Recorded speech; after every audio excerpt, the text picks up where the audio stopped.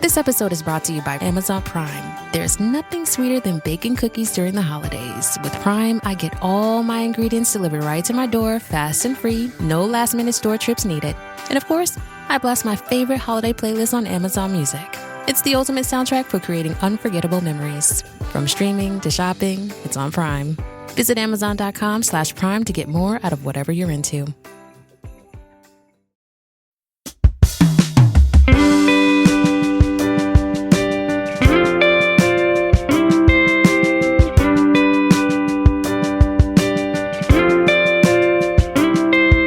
Hey nerds, welcome back to The Paper Fold. I am your host Sarah, the paper nerd, and I'm so glad to be back nerding out with you on my favorite topic, stationery.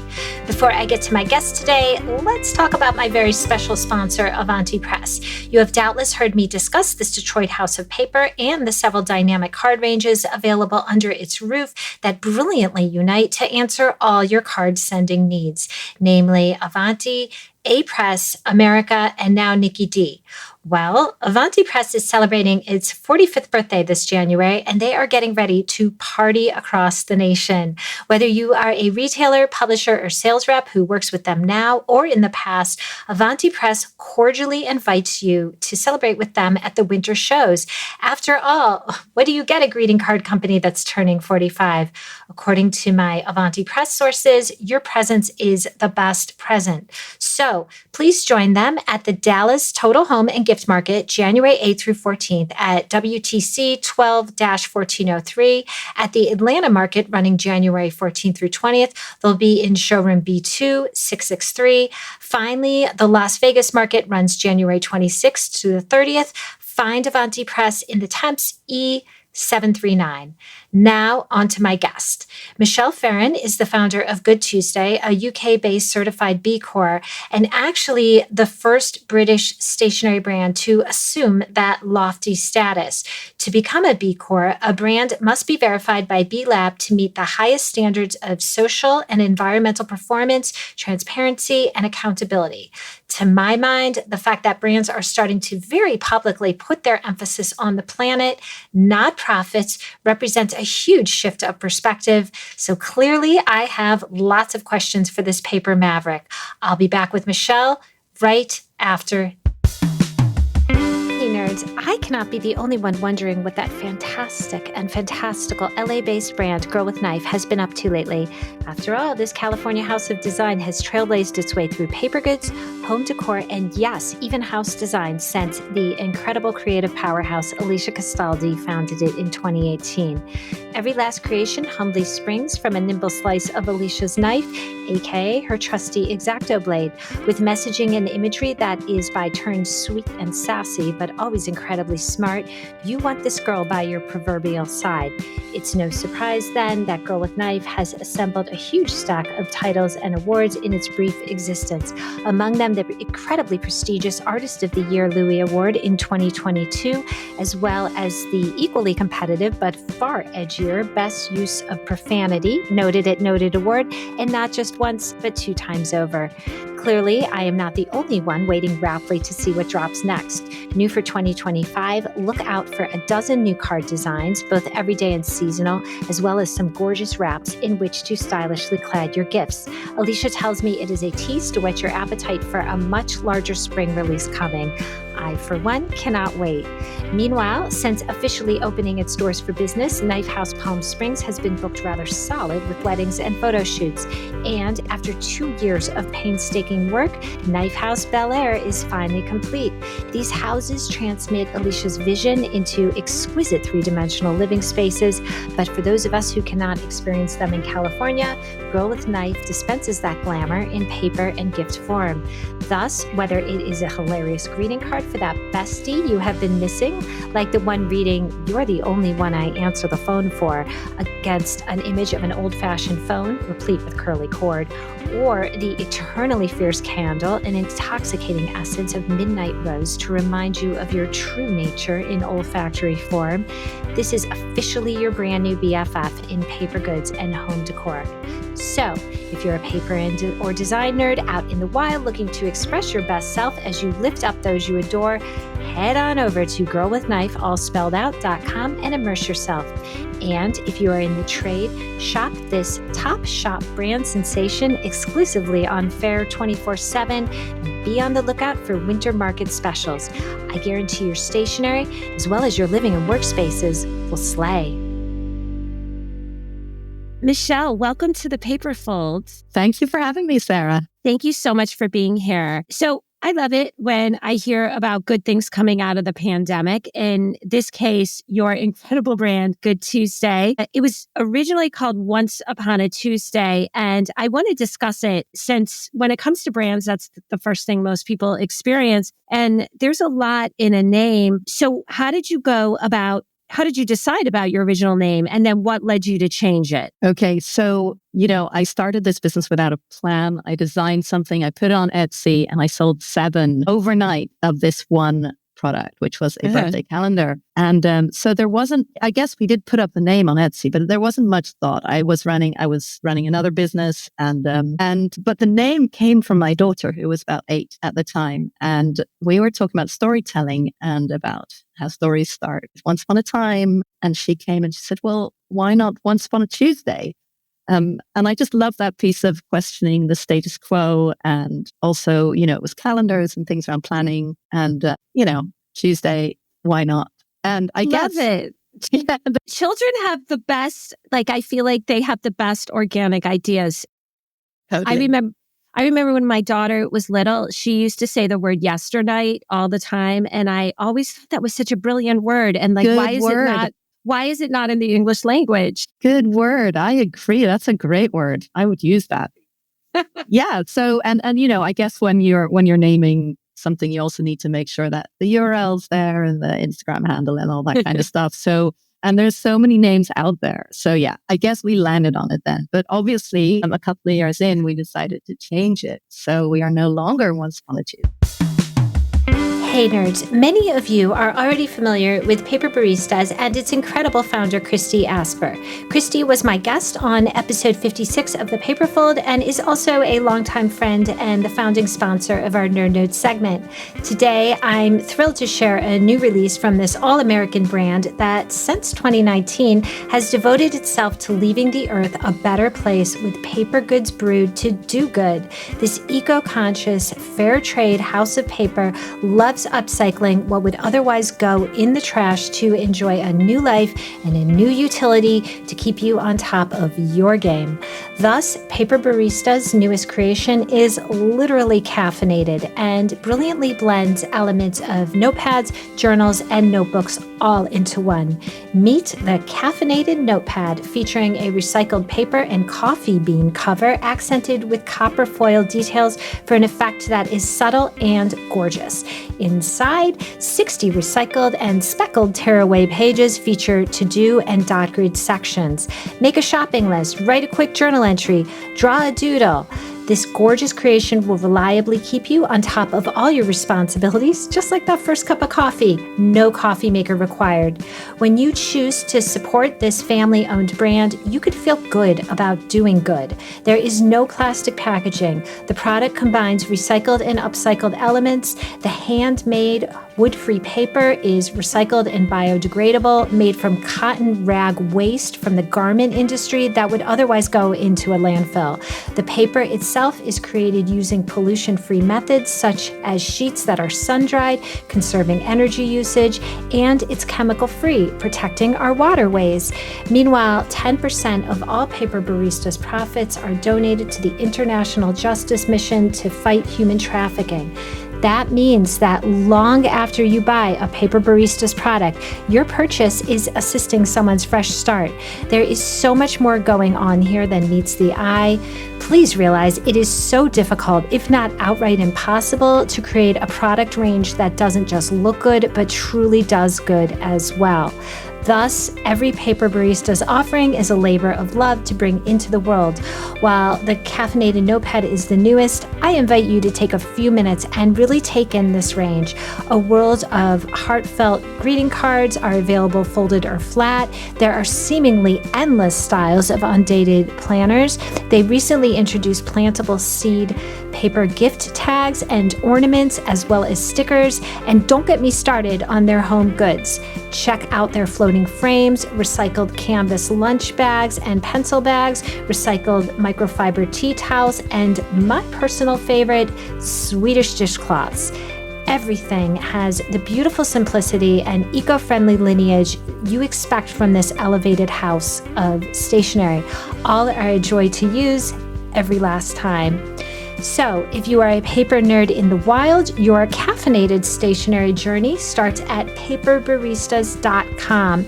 Meanwhile, if you are in the trade, the winter, spring, and summer markets are approaching, and you don't want to miss your chance to experience this brand and meet Christy in real life. Paper Baristas will be exhibiting at Atlanta Market in Building 3, Floor 2, Booth 813 on January 15th through the 19th. And don't forget, you can always shop this top shop 24/7 on Faire. However you connect, be sure to tell them that Sarah sent you.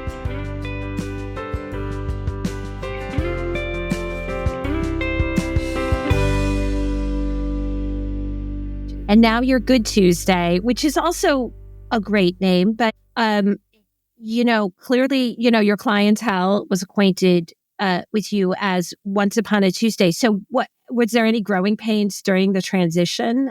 You had to change your URL, your Insta handle.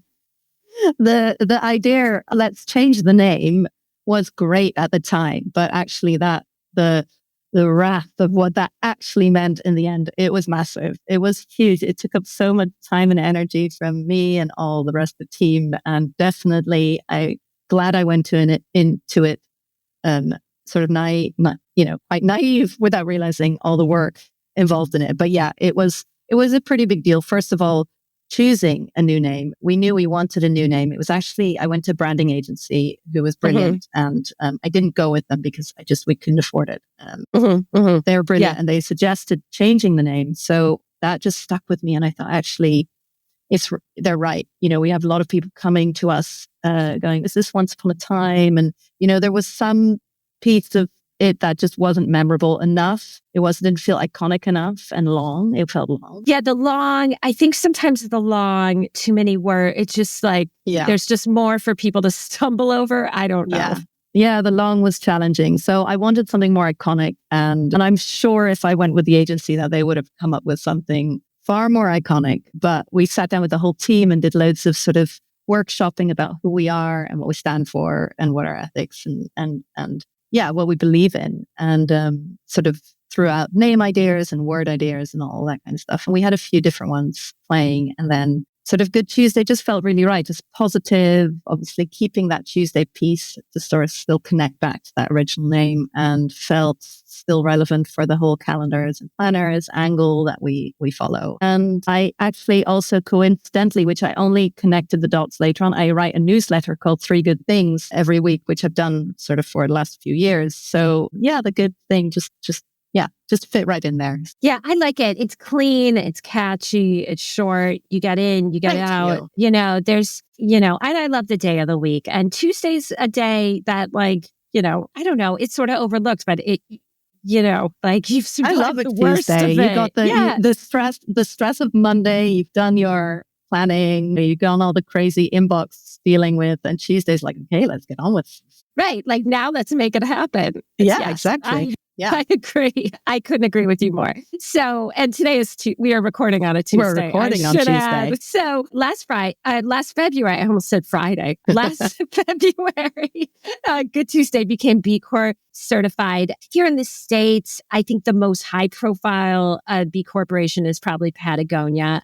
But I didn't really realize until I sat down to research, to sit down with you, to become a B Corp certified. Companies are verified by B Lab to meet the highest standards of social and environmental performance, transparency, and accountability. A business has to reach 80 points, and you scored 6.3 Yeah, congratulations. That's Thank huge. you. I mean, I think the most interesting thing is it's not just a badge or an icon to put on your website. It really, with it comes a shift in your philosophy. Instead of being driven by cost and profit, your decisions, large and small, are driven by the planet, the community, your employees, and your impact. So on a practical level, that means you pay a real living wage to your employees. You've incentivized ride sharing. And instead of purchasing new electronics, you go with refurbished. It's just a huge shift in approach. And I'm wondering, before we get to the good stuff, I want to hear what's been the most challenging aspects of the transition. So you're right. It really is more than just a stamp.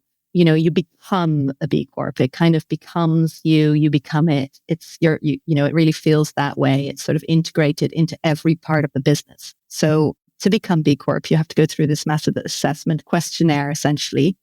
There's loads and loads of questions, and it's in sort of all these different areas of the business. So really, you need the entire team involved because it just looks at every element. While my philosophy when starting the business was always around these three areas of people, planet, profit, sort of B Corp just took that kind of to the next level, and it helped me help all of us find a structure to follow and to know, okay, actually that's the end goal. That's the shining star. That's the North Star that we need to follow. And it gave us sort of in all of these areas of the business, sort of the best practice we could follow. So we managed to achieve lots of different things, like you said. A lot of things we already had in place, and we just had to kind of formalize. But there's a huge amount more to do. And I think for us, it just gives this sort of pair of glasses to look through in anything that we do specifically. I'm not sure if I answered your question. What was absolutely. You absolutely have. I mean, I don't know. I work with clients. I do consulting and I work with clients, and I always say it's brand therapy because I feel like, people have such complicated relationships towards their brand, and, it's more than just business and, numbers on a sheet. Yeah. And I love that this gives you a quantifiable path that you can take and, sort of like a vanishing point on the horizon that you can always be going towards. I think, I can see how that would be incredibly helpful for a lot of brands. It brings a huge community with it as well. I'm lucky enough to live in an area of England where we have a huge group of B Corps near us. So we get, we meet up and we've got lots of community events. So that's really great because you get to speak to other businesses doing it as well and with that focus. Yeah, that's incredible. And so I would think that having that kind of local community of other B Corps, navigating the same sort of challenges and in a similar terrain is very rewarding. Let me ask you, are most of them, what do they produce? Are they gift ranges? Are they, other types of businesses? What kind of other corporations are these B Corps? Yeah. So in the UK, there's quite an active, Patagonia was one of the first sort of founding members of B Corp. And in the US, there are lots of different companies as well. But we were actually the first stationery brand in the UK to become B Corp certified. So that's really exciting. There is another one now, and I know that there's a few more doing it. So, totally excited to see more and more people joining that. But in my area, there's lots of different companies from agencies, but also production gift companies. But yeah, it's a whole mixture of companies. Anyone technically can become a B Corp as long as you don't supply certain industries or work in tobacco or oil or stuff like that. Wow. Okay. I mean, that's incredible. And it's, I'm in the Greeting Card Association. I work with the Gift and Home Trade Association here. Those are wonderful alliances to build, but this is a whole different way to connect with local businesses and sharing common goals and figuring out the best ways to work around, the issues that all businesses face. We'll be right back after this. Is the pressure of your wedding day being perfect from sunrise to sunset weighing on your mind? Planning a wedding is stressful. But guess what? We are here to help. On the Bridezilla podcast, we celebrate love and help you plan your wedding day. We're all about keeping it real and having fun every step of the way. So whether you're just starting to plan or counting down the days, we're here to help you stay cool, calm, and collected. We have expert tips and amazing guests like wedding dress designer Haley Page. Let's get this party started and embrace your inner Bridezilla. Listen to Bridezilla wherever you get podcasts or visit us at thebridezilla.com. And we're back. So clearly you take a very forward-thinking approach in running your company. And in regards to your product, bright color and clean organization seem to be at its heart. So, for me, it seems like so much of the best organizational product, it just sort of like attracts us from our phones and, reminds us that, there's a great world of paper out there. So to your mind, from a design perspective, what makes Good Tuesday product distinctive from other kind of organization products out there? I guess from my point of view, I get the customer's point of view is the most important, but I'm not sure for everyone what the difference is there, but I guess it's colorful, but also it's quite simple. We really dig into the usability of everything and then the color and how it fits, what the context is. So where it's going to live and how that's going to feel and look and what the functionality of it is. So it's really sort of function meets design for us. Yes. So, everything we do, we test it, we use it. We all use lots of the products in-house. And yeah, I guess we love color, like finding really great color palette. So those are the things that motivate us and that drive us to design. Mm-hmm. Yes, absolutely. As you were speaking, I was looking around your site and, it's beautiful. It's very colorful, very, very eye-grabbing. And then I noticed you have like wipeable planners, that are recycled acrylic. And so it's the design is there and the utility is there, but also knowing that it's a great organizational tool that you can feel good about using and not like, people send me a lot of stuff and sometimes it's just like, it takes me 10 minutes to get it out of the box and out of the package. And it's just like, there's so much there that I don't want it to be there aside from the product that, for one reason or another has to be there. So yeah, I think that stripping back is so important in any product or packaging or the whole experience, just the simpler, and sometimes simple is harder. We often design things and then we take away because it's so easy to just put loads of things in there, but actually, considering what needs to be in there. And I guess, and one of the other things that everything we do is printed on 100% recycled paper. So going back to your last question in the whole B Corp thing, those things are challenging because we have these brand promises like 100% recycled paper and we print everything in the UK because that's our biggest market. And so the local production piece. So those challenges come with that. But I think it also makes our product kind of special. It totally does. Recently, you got some amazing American press.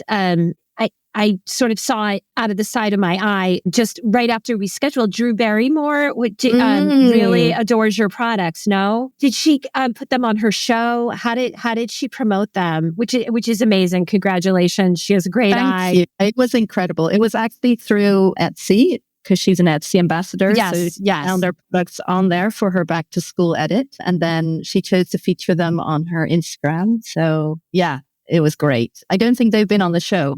No. Okay. Yeah. What's the next step? That's the next goal. Yes. I mean, with someone like that, it's like, well, which platform did she, put you on? But obviously, it's a huge benefit to your brand. Amazing. And it gets a lot of eyes on you. And that's really exciting. So congratulations. Thank you so much. Yeah. It's very, very well deserved. I know. And very unexpected. We didn't see it coming. And it was just incredible. Really lucky. Those are the best. That's the best when that happens. Like Drew Barrymore held up our planner. What? I know. Crazy moment. That's amazing. It's very interesting. I know I didn't send you this question ahead, but I'm curious to get your thoughts. Do you feel like there is sort of like a sort of push away, especially maybe amongst the younger generation, away from the digital and wanting to be organized, via a wipeable acrylic planner, via, one of your oversized calendars? Do you feel like they're tiring of looking at their phones? I mean, I can see that, we've been through this last decade and a half of the internet swelling up and all of us sort of being glued to the devices many, many hours of the day. And I do think that there's going to be a lot more awareness amongst young people, and also just doing everything on your phone. I mean, it's boring, right? So, and it doesn't have a function of being right there in front of you all the time. So I think so. I have a 13-year-old daughter who is we were at dinner at friends the other night, and she explained that she's chosen not to go on TikTok because she just doesn't want more stuff to look at her phone, more time. And,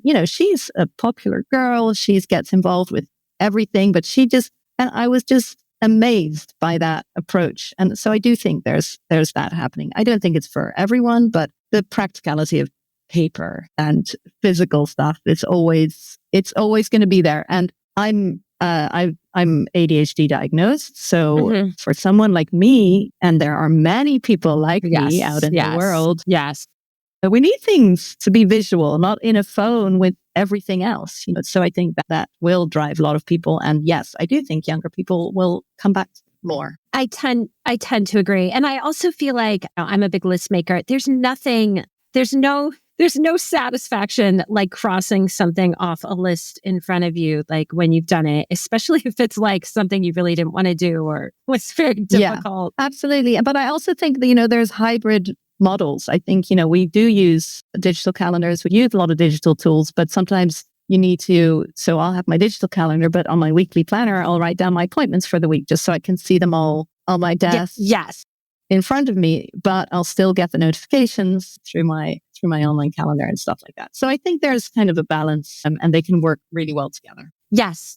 And just like people, like no two approaches are the same. And, what works for me is not, going to work for the next person. Exactly. And everybody sort of picks and chooses. But it is wonderful to have an array of wonderful stationery, of wonderful, organizational stuff to use to, track your life, that you're not just relying on this. Yeah, absolutely. Agree. So I always close with nerd notes. I've switched up the format a bit, and I just ask guests to share a memorable card or letter they've received, really just the first one that comes to your head. So let's hear yours and the circumstances that led to it. I have a feeling it's going to be interesting. Oh, well, I hope I live up to your expectations. The first thing for me that comes to mind is my step-grandmother, complicated family, would write a annual letter for Christmas on paper about what the year, and also my girl's great-grandmother did the same and wrote just the story of the year on paper in pen. I just love that. And every year I intend to do it. It will happen one year, but it's just so lovely to do that and to receive that. It's a story of what's been going on in someone's life. That's incredible. Not to be too morbid, but like there comes a day when that's all that's how you remember the person, and that's how you look back at them. And, nothing brings your own life back into memory so vividly than like, yeah, I remember when grandma did that, that kind of thing. Pen on paper. Yeah, it's just a different, it's great. I guess, we now follow people's lives through the internet and through social media and stuff. But I actually think that doesn't reveal kind of your true words, because you're writing it not directly to a person or for yourself, for your friends, for your family on paper. Yeah, I think it's different. I love that tradition. Yeah, it's amazing. When my daughter was going through getting ready to go to school, a lot of kids pick their roommates through basically their Instagram feeds. Wow. So my daughter, and they have groups, and I'm looking for, I'm a freshman majoring in engineering, looking for a roommate.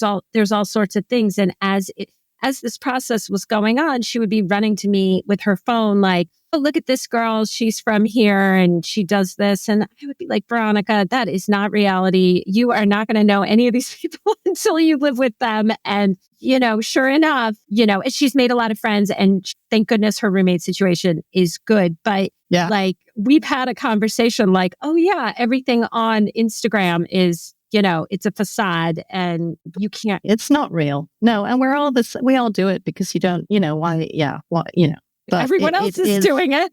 Everyone else is doing it. My life is great. I mean, it is great to be positive. I love the fact that, to try and look and find the positive things in your life. So there's that side of it, but it's just not the reality of life. Right. So. Right. And something a little more permanent, and especially when it's so beautifully crafted and, something that you really enjoy looking at and using every day. And the other piece also is that it's not a time, like it is a timeline in the sense where there's pieces of story, but when you're writing a story of over a period of time, so a year in this case, it's different because it's a flow of how you experience that year. Whereas when you're posting, it's just this one snippet, right? Yes. So I think that storytelling, we don't do enough of that anymore to look back and go, actually, this was the flow that I've just been through and what I'm going to share with my friends and family. It's very different. So I think that's a tradition that needs to come back to life. I love it. I think it's wonderful. And, who knows? Maybe you will come up with the product that enables people to easily do that end of year storytelling, Nice. Okay. I'm thinking an undated planner of some kind where you can write it every year. And if you miss a year, if it's undated, that's the great thing. I mean, I don't need to tell you that's the great thing about undated stuff is that, there's no pressure. Yeah, you can pick it up anytime. Yeah. Well, Michele, I cannot thank you enough for your time and for coming by the Paper Fold. I just think what you're doing is so incredible. And thank you, Sarah. Thank you so much, Michele, for dropping in the Paper Fold. Congratulations again for being the very first B Corp stationery brand in the UK. While there are a few B Corps in the stationery domain stateside, I certainly hope more American brands will consider this evolution as well. I can't think of a better gift to our community and the world. Finally, thank you for listening. Of course, feel free to give me a 5-star rating and review if you are so inclined. The Paper Fold is proud to be a member of the Evergreen Podcast Network. To learn more about this dynamic community, please visit evergreenpodcasts.com. Thank you so much, nerds, and please stay safe out there.